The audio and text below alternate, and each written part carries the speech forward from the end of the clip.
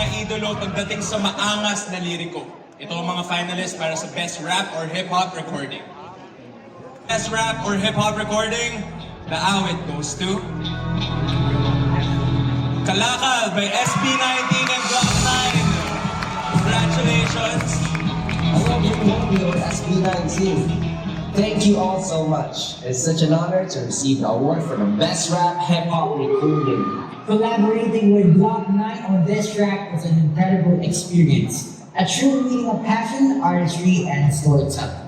And big thanks also to our executive producers, Onesie Entertainment, and Sony Music Philippines. And our amazing record producers, Rad Kids, for bringing this vision to life.